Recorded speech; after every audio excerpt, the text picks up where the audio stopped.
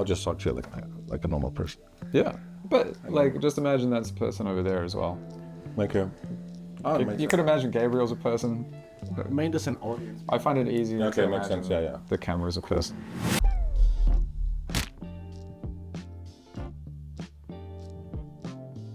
Hi and welcome to Manufacturing Matters. My name's Michael and today I'm here with Dino and we're going to be talking about PDCA, Plan, Do, Check, Act, I believe, and which is an important part of solving problems and continuous improvement. So let's get into it. Dino, could you tell me a bit about yourself? Yeah, so hi everyone, I'm Dino.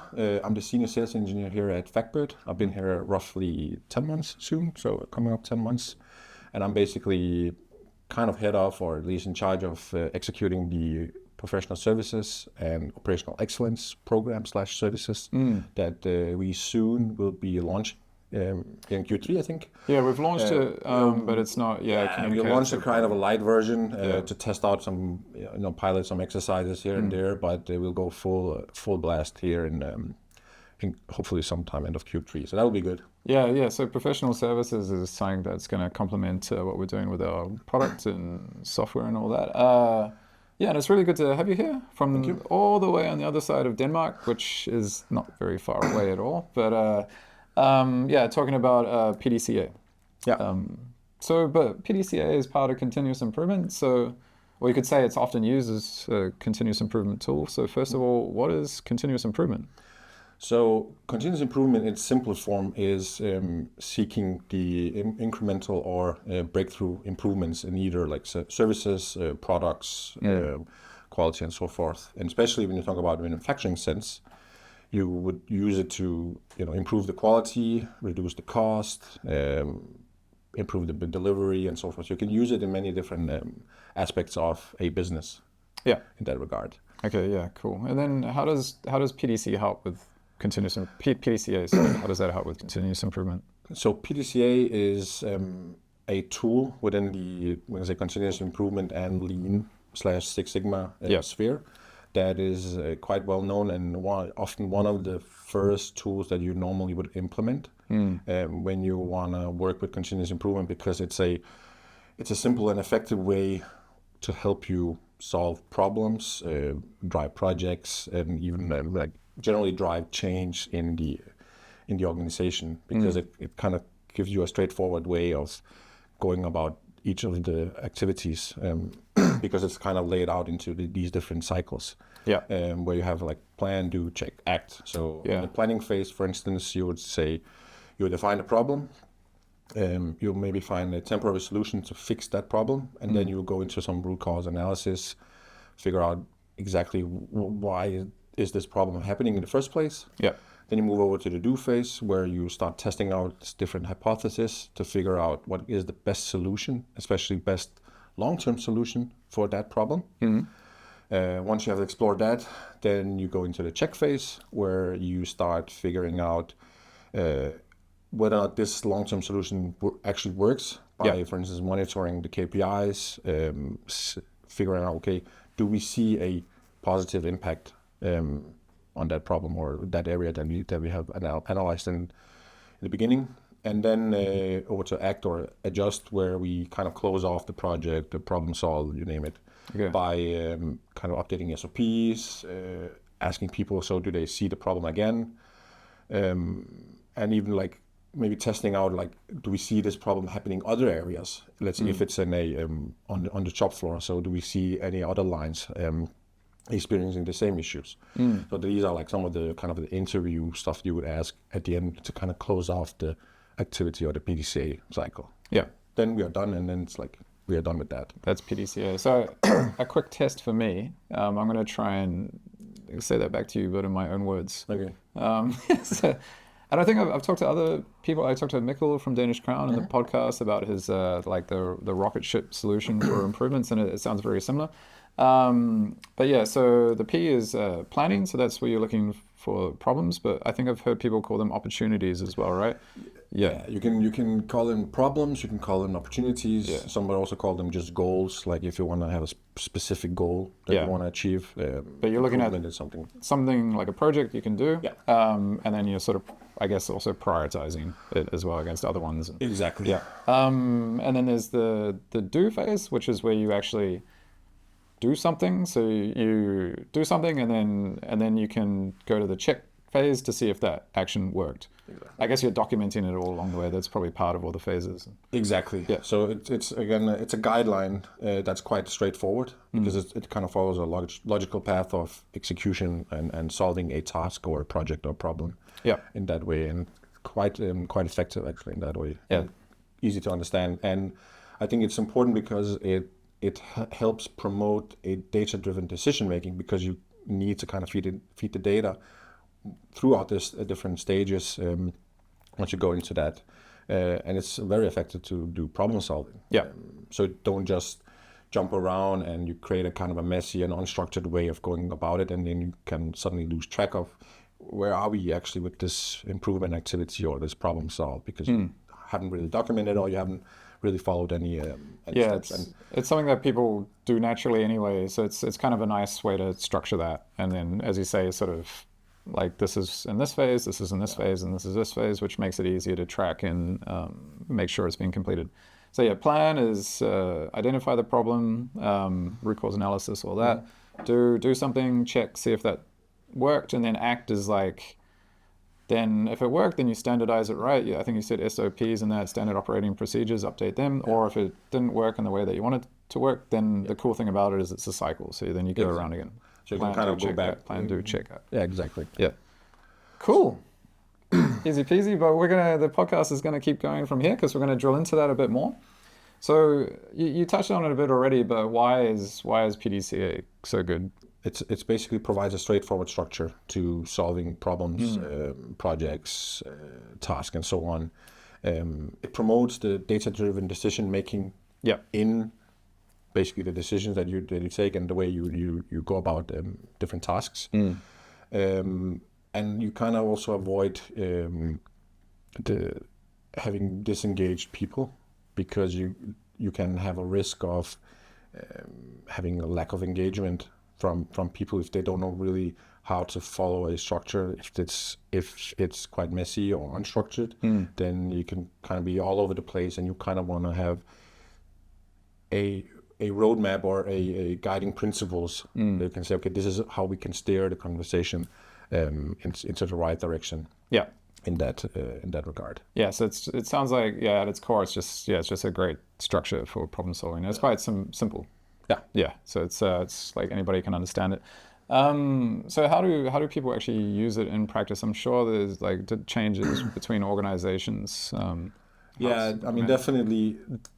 As I see it, there are many ways you can apply it. Besides the one I referred to like in the beginning, where you like identify the problem, find some temporary solution, that can be a little bit more stringent way. Some use, especially if you haven't used it at all, just for simple task management, it's a good tool as well to get started, because especially when you are talking to lower level people, like just at the shop floor, that's a way to kind of tag what kind of activity is it that you're embarking on. So is it a planning activity, is it a doing or checking, and so forth. And the good thing of that approach is that you don't necessarily, in my opinion, have to start with, okay, you need to find a planning activity and so on. You can actually start, for instance, with a do, and that could be, hey, I need to change a valve. But then through the PDCA, it will then naturally prompt the next question. So, okay, now I have completed this task, and you check if this task has been fulfilled properly.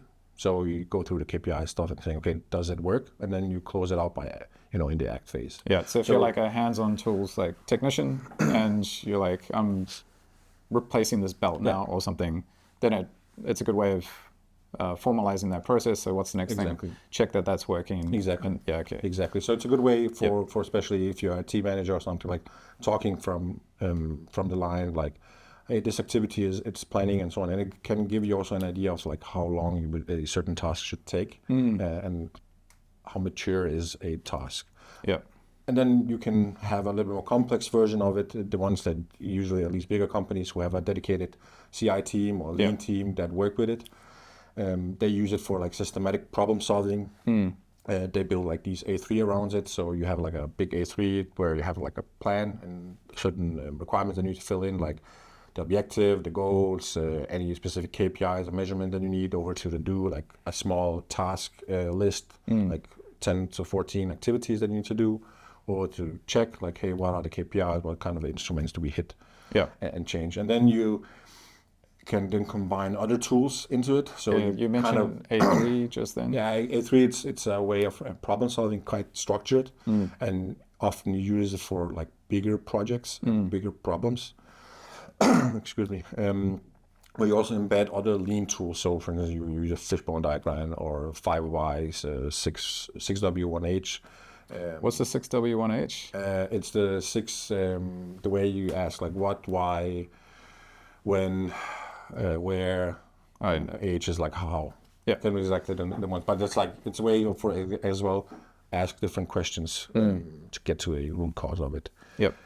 5 Whys, of course, it's like asking, okay, why is it broken and why was it broken? Okay, I mean, because something, and then but why was that? And you go through the chain until come down to the actual root cause of it. So, and within the planning stage of PDCA, then you'd throw in the 5 Whys, for example. It could be 5 Whys, but it could also be in the do phase. To investigate what basically comes down to what could be the solution in the end. So there are like different areas of the PDCA where you can throw in these different tools, depending on how advanced you want to go. And you've been involved with a few companies, and you're seeing more and more through Factbird now as well with the professional services. Like, you said there's sort of different based on level of maturity, right? What size is a manufacturing company typically when they sort of have their own CI team, from your experience? Or does it differ too much between industries? I think it differs too much from the industries, and I think also depends on if it's a company-wide strategy that you really want to go in the, let's say, the lean route, the continuous improvement, where you focuses on cutting cost. Usually when you do lean, it's like, okay, you want to be as lean as possible, add value the most, and remove all the non-value added activities. So especially in like food and beverage, where the margins are so low and every cent counts, then it makes a lot of sense to have your own CI team.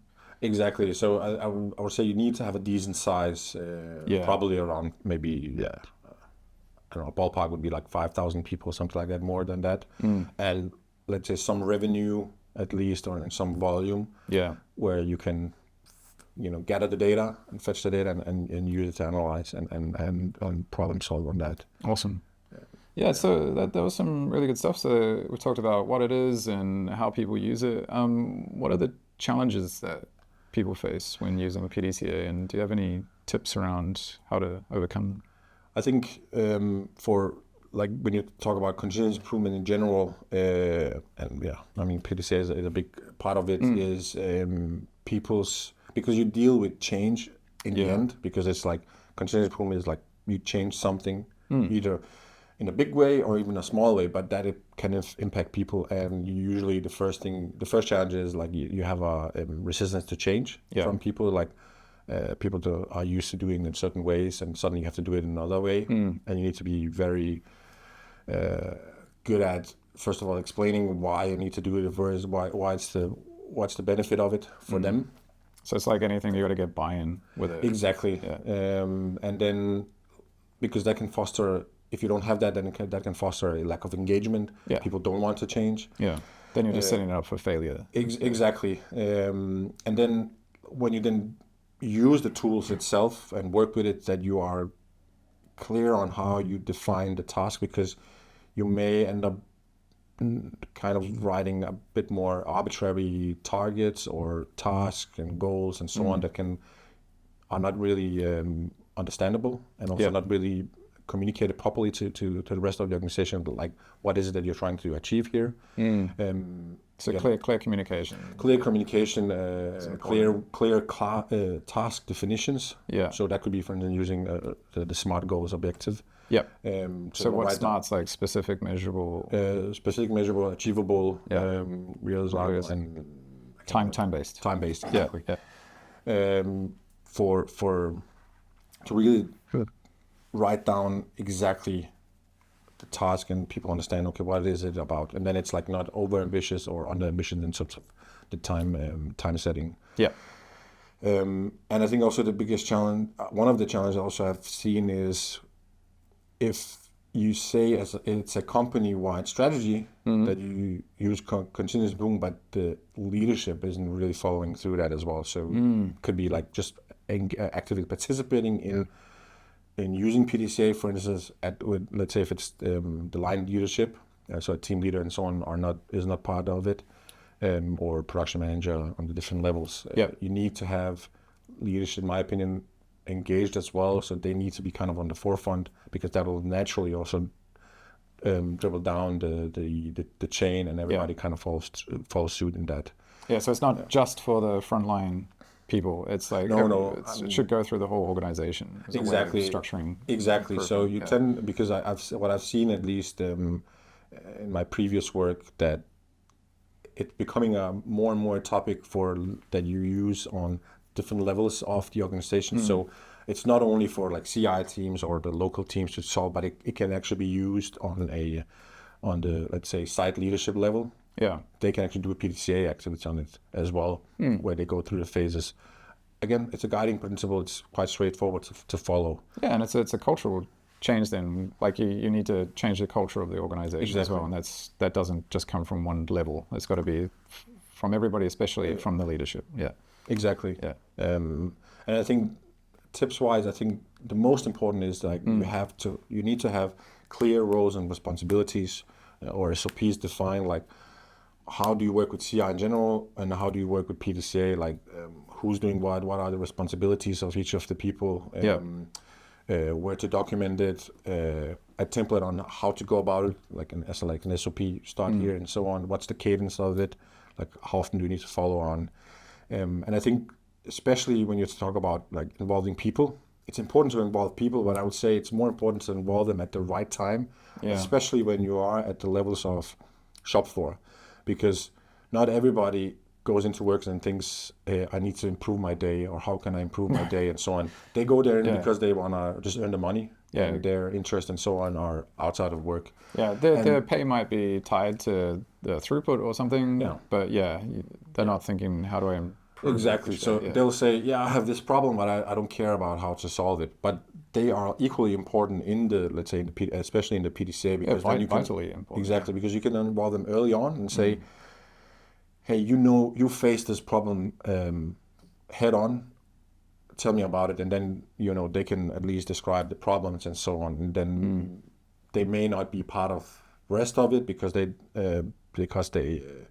again don't care, but they can be in the end where you need to check or rewrite this, or be saying, okay, does this new way of doing it, does it make sense to you? Just because it affects it will affect them in the end. Is this put in a way that works for you? Is this understandable? Is there a better way to formalize this? Or exactly. And then, like, I think especially when you talk about lean, it's all about like visual management and keeping things visual, and either having a KPI on it, like, hey, measure it on a daily or weekly basis, like, hey, are we solving the task we say we're solving it, and are we solving it in the time frame that we are?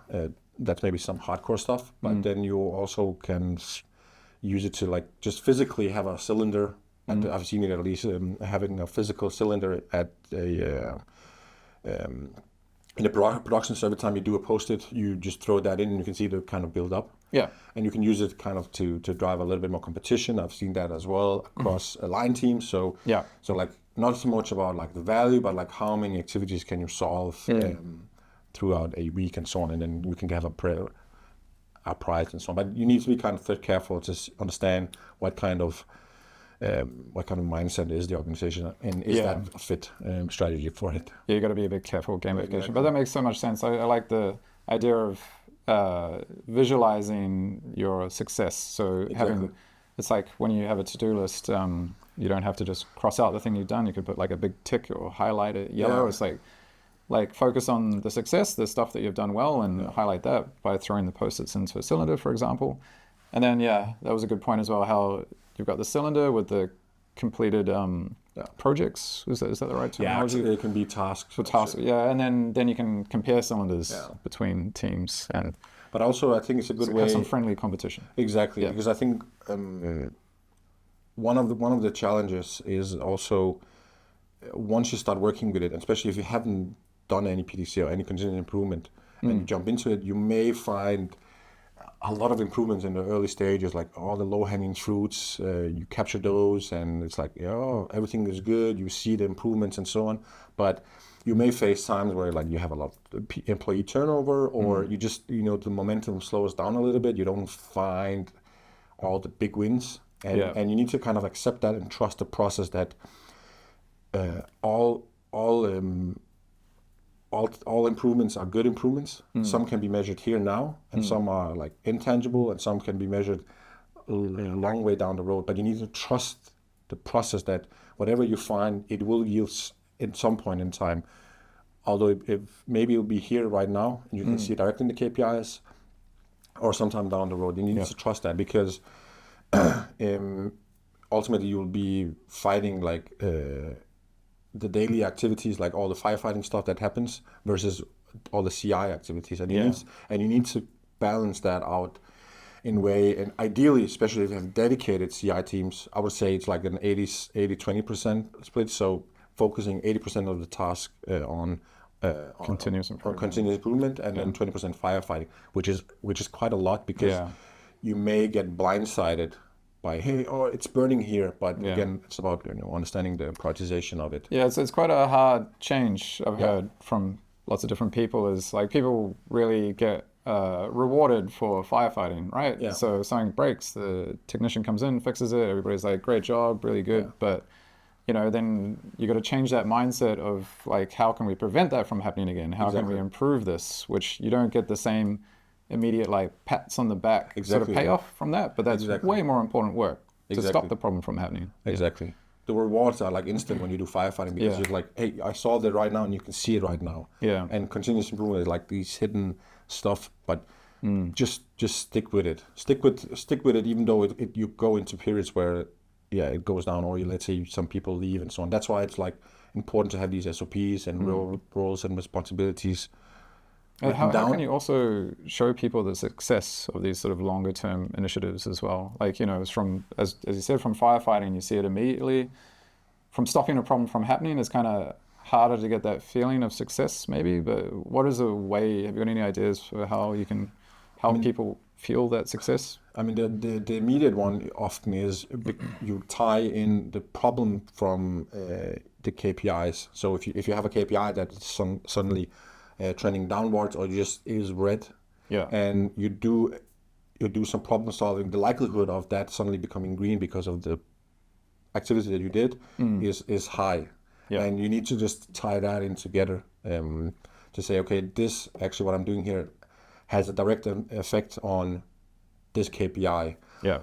But also, when we talk about the employees and resistance to change, are they happy? Because if they have problems all the time and they suddenly come to work a little more happier, then it's also a sign that it's like sometimes hidden that you don't realize, but you can see people are a little bit more happier because you kind of solve their problems, and they can come in work not fearing like, oh God, I have to stay with this machine that is not working, doing nothing. Exactly. So it's like there's different ways you can measure it, but often it's like in the performance, in the data itself. That is the first pile driver of improvement. But that's just true. I think one of our customers, SIP Manufacturing in the US, in the case study said that Factbird helped reduce employee churn, which wasn't something that he expected, but that was just through having more good days and better engagement in that. And PDCA is like a tool that can have a similar effect. Yeah, exactly. Cool. Yeah, so that was a really good overview of PDCA. So what kind of tools, or like obviously Factbird is a tool that can help people with PDCA. That's kind of why we're talking about it. But yeah, what kind of tools like Factbird can help people with PDCA, and how do they do that? I think when you talk about Factbird, I think it's the data-driven. It helps you basically do the data-driven decision making It's when you do the PDCA. Based sort of. So it's the data platform And when you look at FactBird, I see it three ways. So first of all, you can identify the problems because you pinpoint exactly which line and what is the issue. Yeah, so in general, you need you should be collecting data off your lines. Exactly. Yeah, step one. Step one. And then it's sitting somewhere in a tool like FactBird, and then you got all that data there, and then you use that to find the problems, and then you're in PDCA. Yeah, well, the data can tell you, okay, this is the problem here, and then you can analyze it. And then again, if you use a tool like FactBird, then you can use it as well to say, okay, now I can deep dive it because you have all this data historically that you can go back and see what is the root cause and try to track that down. Yeah. That also where you use the data for. And then lastly, so once you have found a suitable solution, you need to monitor it. And again, that will be also a natural step, like at a tool like a FactBird where you go in and say, okay, now I've made some changes here. Can I see it in the data? That could be, can we see that the stop causes are reducing week over week? That means okay, we're probably fixing that problem. That came out.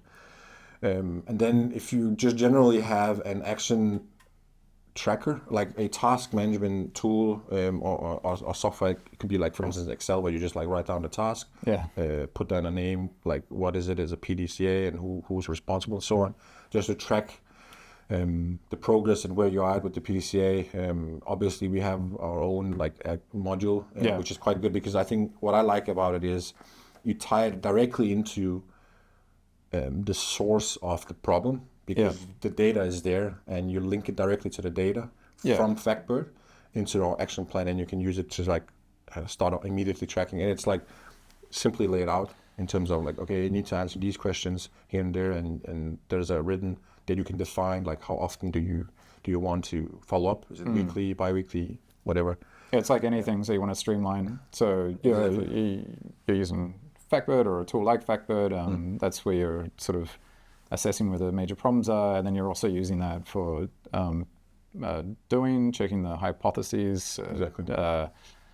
Check if it worked, and then helping to standardize it as well. Ideally. Exactly. And then ultimately you're building a library in the end of all the solutions or all the things that you have solved. Yeah. Because especially in this day and age where we work with artificial intelligence, ChatGPT and so on, that's where this library will become a important part, because suddenly you develop a brain that can tell you, okay, I've seen this problem before.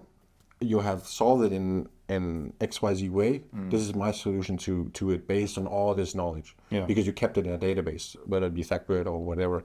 And then it's hey, you suddenly have a companion that can actually help you solve the problem.